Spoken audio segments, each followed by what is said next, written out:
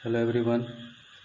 आज है 29 जून और हम आर्टिकल डिस्कस कर रहे हैं द एडिटोरियल। तो हमारे पास आज का पहला आर्टिकल है गवर्नमेंट एक्सपेंडिचर। तो सवाल ये है कि ये आर्टिकल हम डिस्कस क्यों कर रहे हैं। गवर्नमेंट का एक्सपेंडिचर बढ़ रहा है, सरकार फिस्कल डेफिसिट मौद्रिक घाटा सरकार का ज़्यादा हो रहा है। देखिए, बार बार हम ये टर्म डिस्कस करते हैं फिस्कल डेफिसिट। चूँकि आप आईएएस की तैयारी कर रहे हैं तो ये सब जो टर्म जो आपको पेपर में जो आप पढ़ते हैं, जो आप एडिटोरियल में आप जो सुनते हैं, तो कई बार आपको दिक्कत होती होगी कि ये टर्म क्या है, इसका मतलब क्या होता है।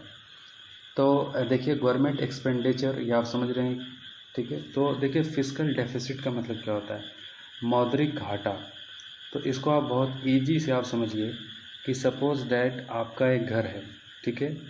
आप समझ लें, आप इंडिया को आप अपने घर की तरह समझ लें और आपके घर में आपका एक बजट होगा, ठीक है। वो बजट होगा जितना कि आपके घर का रोज़ का खर्चा होगा या फिर साल का जो खर्चा होगा, आप जो उसको एस्टिमेट कर लें। और उस खर्च का आमदनी कहाँ से होगा, वो कहाँ से आएगा। तो सपोज़ डेट आपकी आमदनी है 20,000, आपके घर की आमदनी है, यानी कि जो गार्जियन आपके हैं उसकी आमदनी 20,000 है। अगर 20,000 की आमदनी है लेकिन आप एनुअली जो है 30,000 आप खर्च कर दें, तो आपके घर का क्या हो गया, फिस्कल डेफिसिट हो गया, मौद्रिक घाटा हो गया। यानी कि आपका आमदनी का सोर्स 20,000 है लेकिन आपने एक्सपेंडिचर कर दिया 30,000, तो ये 30,000 क्या हो गया ना, 10,000 आपका फिस्कल डेफिसिट हो गया। तो आमदनी कम, खर्चा ज़्यादा। तो वही बात जो है सरकार के टर्म में भी फिस्कल डेफिसिट का मतलब होता है कि सरकार का रेवेन्यू कम है लेकिन खर्च ज़्यादा है, जिसको फिस्कल डेफिसिट कहा जाता है, ठीक है। आई होप बहुत ईजिली आप इसको समझ पाए होंगे। तो सरकार का खर्च फिस्कल डेफिसिट क्यों कर रहा है, क्योंकि सरकार एक्सपेंडिचर बढ़ा रही है, सरकार अपना खर्च बढ़ा रही है और ये सरकार की मजबूरी है। कोविड-19 पैंडेमिक की वजह से सरकार को कई सारे, चूँकि लोग काम पर नहीं हैं, लॉकडाउन में सब कुछ बंद, तो सरकार को खर्च बढ़ाना पड़ रहा है, एक्सपेंडिचर करना पड़ रहा है। और जिसके वजह से रेवेन्यू भी सरकार की रुकी हुई है, रेवेन्यू नहीं मिल रही है और फिर एक्सपेंडिचर ज़्यादा हो रहा है, तो फिस्कल डेफिसिट होगा, है कि नहीं। तो mains GS paper 3 economic development से आर्टिकल को आप रिलेट कर सकते हैं। तो बात यहाँ पर है कि गवर्नमेंट ऑफ इंडिया क्या कर रही है, एक्सपेंडिचर को क्या कर रही है, लेस रेवेन्यू कलेक्शन के वजह से अपने पेंडेमिक में, ये महामारी में, और अपने फिस्कल डेफिसिट को ध्यान में रखते हुए इसको स्क्रूटनाइज कर रही है और चाह रही है कि फिस्कल डेफिसिट को कम करने के लिए कई सारे मिनिस्ट्रीज़ के जो जीडीपी जो बजट जो तैयार किया गया था उसमें 15 से 20% जो है कटौती करनी चाह रही है। मतलब जो बजट था, जो अलग अलग मिनिस्ट्रीज़ में जो इतना इतना जो है, जो बजट जो तैयार की गई, तो उसमें से 15 से 20% जो उसमें कट करना चाहती है, ठीक है। तो सवाल ये है कि lower revenue and rising expenditure to take कोविड-19 आर स्ट्रेनिंग द गवर्नमेंट। तो फाइनेंशियली सरकार का सर में दर्द है, इस वजह से एक्सपेंडिचर ज़्यादा है और इससे फिस्कल डेफिसिट बढ़ने का जो सरकार को खतरा, ये चीज़ जो है सरकार को परेशान कर रही है। तो why is the government resorting the expenditure rationalisation. तो सरकार इस प्रॉब्लम को, एक्सपेंडिचर को, मतलब किस तरीके से जो ये सॉर्ट आउट करने की कोशिश कर रही है।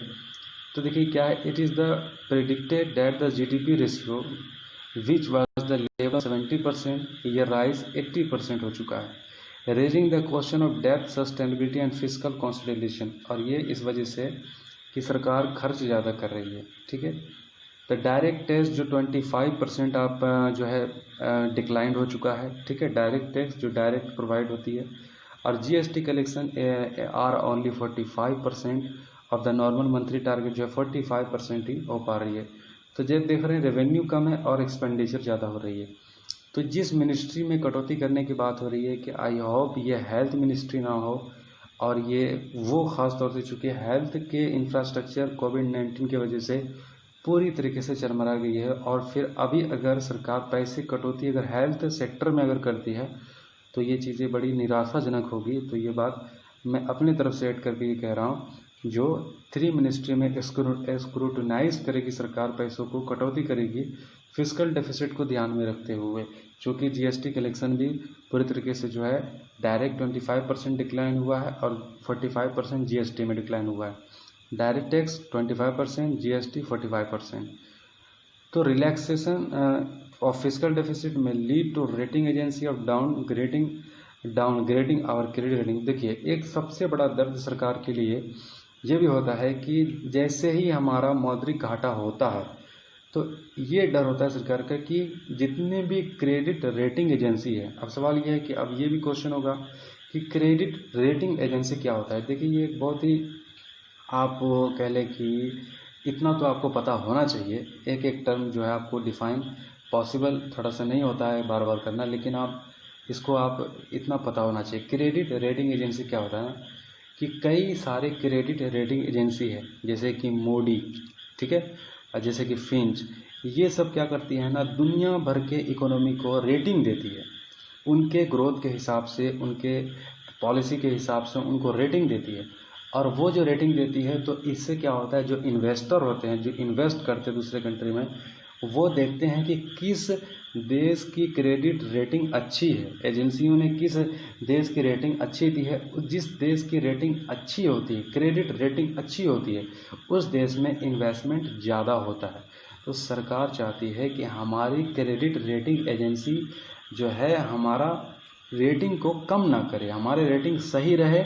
और ये रेटिंग तब सही रहेगा जब सरकार का फिस्कल डेफिसिट कम होगा, जब सरकार का कर्ज कम होगा।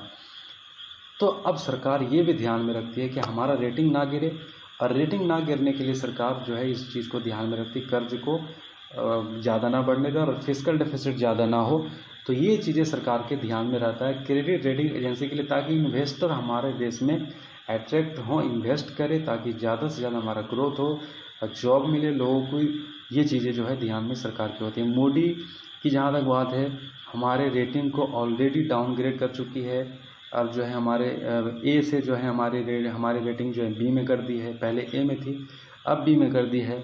और वार्निंग अबाउट इंडिया, अब ये वार्निंग की है कि भारत की इकोनॉमी फिस्कल डेफिसिट बढ़ रहा है, कर्ज बढ़ रहा है और ये स्लो डाउन की स्थिति बन सकती है। ये चिंताजनक बात है जो कि हमारे क्रेडिट रेटिंग एजेंसियों के द्वारा ये हमको बताया गया है। तो स्पेंडिंग कर रही है सरकार, खर्च बढ़ा रही है और फोकस कर रही है आत्मनिर्भर भारत। और जितने भी पैकेज भी जो 20 लाख करोड़ कितने पैकेज अनाउंसमेंट किया, आप कमेंट बॉक्स में ज़रा बताएंगे, थोड़ा मैं यहाँ पर मिस कर रहा हूँ। तो एक्सपेंडिचर बढ़ाने की बात है, तो ये आत्मनिर्भर भारत बनाने की तरफ जो है ये भारत सरकार जो स्कीम जो जितने भी निकाली है, इसी पर फोकस कर रही है ये प्रॉब्लम को स्क्रूटनाइज करने के लिए। तो एमएसएमई सेक्टर को लोन प्रोवाइड कर रही है, ठीक है। तो ये स्कीम के तहत, और कहा जा रहा है कि ये देख लें कि इसमें भी ये सक्सेस देख लें कि बिल्कुल मुश्किल है कि इतना जल्दी से हमारी जो स्थिति जो सरकार भी एक्सपेंडिचर कर रही है इसका फ़ायदा तुरंत देखने को नहीं मिलेगा, एक बहुत लंबा प्रोसेस होगा, टाइम लगेगा। तो अभी तक जो है हमारी इकोनॉमी के लिए चिंताजनक बात है सरकार। और फिर इसके लिए वे फॉरवर्ड क्या बताया जा रहा है, देखिए बताई जा रही है कि देखिए सवाल ये है कि सरकार को केवल और केवल ग्रोथ पर फोकस करनी चाहिए, फिस्कल डेफिसिट में नहीं करनी चाहिए।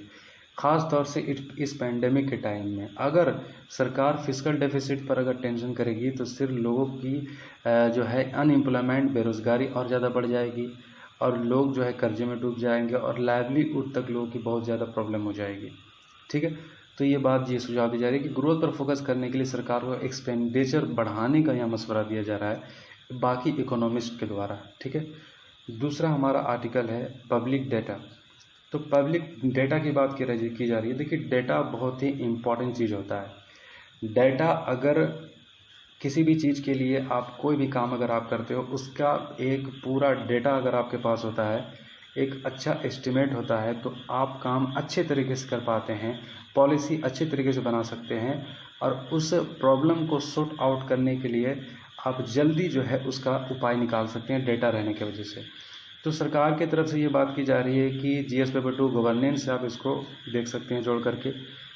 तो हमारे डाटा की क्रेडिबिलिटी डाउन हो रही है, ये बात की जा रही है। फाइट अगेंस्ट कोरोना वायरस जिस तरीके से हम लड़ रहे हैं, तो जो डेटा जो इसके अंदर जो चीज़ें जो होनी चाहिए जिस तरीके से, इसमें काफ़ी जो है त्रुटियां, काफ़ी चीज़ें जो है पब्लिक इशू में जो है नहीं ली जा रही है, पब्लिक में नहीं ले जा रही है।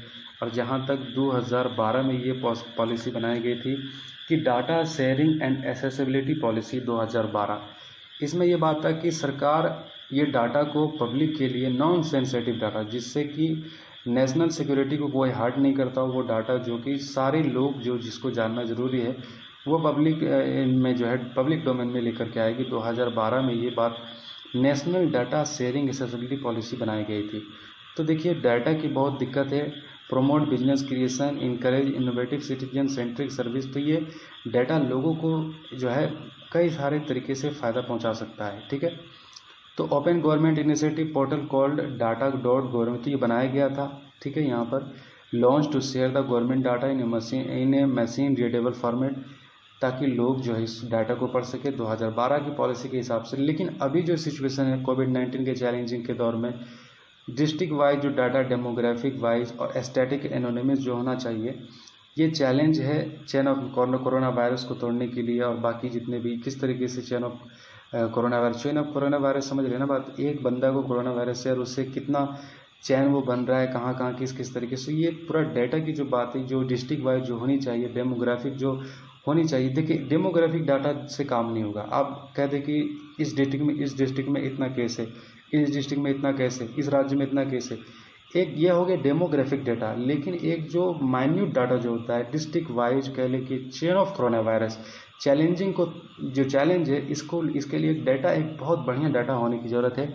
एक एक जो है स्क्रूटाइज करने की ज़रूरत, ताकि पब्लिक भी जो है अवेयर हो और चीज़ों को सॉर्ट आउट किया जा सके। The data share in the public domain contain only the graphical image में जो हम डाटा को शेयर करें, हर तरह का डाटा ग्राफिकल इमेज में हम शेयर कर रहे हैं, मतलब एक कॉम्प्रिहेंसिव बता दिया जा रहा है कि इस तरीके से है, ये चीज़ें हैं। लेकिन जो डाटा असल में जो अफेक्टेबल होता है, जो एक एक बंदा जो जिससे फ़ायदा उठा सकता है, उस तरह का डाटा जो होना चाहिए पब्लिक डोमेन में, वो चीज़ का अभाव है। The lake of credible and incomplete data, different source of is pausing challenge in recreating model forecast of lockdown spread the, पता नहीं रहता ना हमको कि कितना बीमारी फैला है, कितना ठीक हुआ है, क्या सिचुएशन है, आगे का क्या है, लॉकडाउन बढ़ेगा, बीमारी, मतलब एक जो होता है ना चीज़ें, मतलब एक पैरेलल तरीके से, एक नंबर वाइज जो 1 2 3 4 5 जो मतलब जो होता है, उस तरीके से हमारे सामने वो चीज़ें नहीं है। मतलब सब अनिश्चितताएं का दौर है, अनिश्चितताएं बनी हुई, हर बात में अनिश्चितताएं हैं। जो डेटा जो होती है, जो लोग जो चीज़ों को जो एनालिसिस करते हैं और कुछ प्रॉब्लम को जो, देखिए ऐसा क्या होता है ना कि जब एक चीज़ हमारे सामने होता है, उसमें से कई सारे लोग जो उसमें से और सॉल्यूशन, प्रॉब्लम का सॉल्यूशन निकालने की कोशिश करते हैं। लेकिन जो पेंडेमिक में जो हालत है, इसका कोई जो होना चाहिए उस तरह का सेंसस हमारे पास स्टडीज़ जो कर सके वो नहीं है। तो इसका वे फॉरवर्ड क्या है? वे फॉरवर्ड ये है कि सरकार को ऐसा एप्लीकेशन डिज़ाइन करनी चाहिए, ऐसा स्टार्टअप जो ट्रेन रनिंग स्टैटिस्टिकेट कन्फर्मेशन है become possible only because of availability of data. यानी कि जो जितना भी जो बात की जा रही है कि जैसे कि जो एप्लीकेशन है, जो स्टार्टअप है, ट्रेन रनिंग जो स्टेटस है, ये सारे जो है तभी पॉसिबल है जब हमारे पास डाटा की अवेलेबिलिटी अच्छी हो। दस the government should share substantive data, share करना होगा डाटा को गवर्नमेंट को, और प्राइवेसी कंसर्न भी ध्यान में रखनी होगी, तो कि ताकि इंसानों की भलाई हो सके, ताकि लोग उससे फ़ायदा उठा सके। आई होप ये आर्टिकल आपको समझ में आया होगा। So thank you.